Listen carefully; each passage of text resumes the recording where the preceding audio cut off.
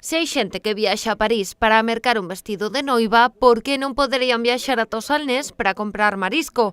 O turismo de compras é unha das motivacións principais de millóns de persoas á hora de escoller un destino para as súas vacacións. É unha nova oportunidade para o sector que na Mancomunidade non queren perder.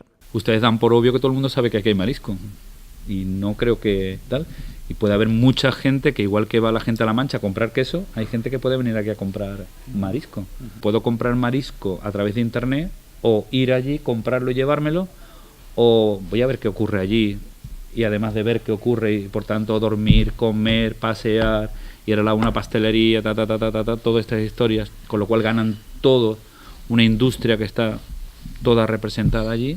Me compro mi marisco e me voy. Antonio Santos é un experto a nivel mundial nesta materia. Hoxe participou nunha mesa de traballo con representantes da Mancomunidade e do sector turístico saliniense. Que prácticamente el 96%, me parece que has dicho, de todos los turistas, y todos hemos sido turistas en algún momento, pues nos gastamos su correspondiente dinero en compras. Quiere decir algo, quiere decir que tenemos todavía mucho por explorar, mucho por conocer y mucho de mirar por dónde tenemos que enfocar las distintas estrategias para que cada vez la gente se conciencie de cómo sacarle rendimiento a sus respectivos, digamos, empresas, ¿no? O turismo de compras ten outra característica moi interesante para a Mancomunidade, o seu poder desestacionalizador. Y el turismo de compras lo haces durante todo el año.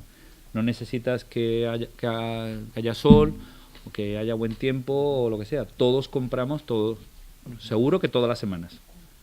No viajando, claro está, pero necesitamos comprar. Es comercio puro y duro, ¿no? Con lo cual desestacionalizamos mucho a través de las compras, de la oferta que tengamos.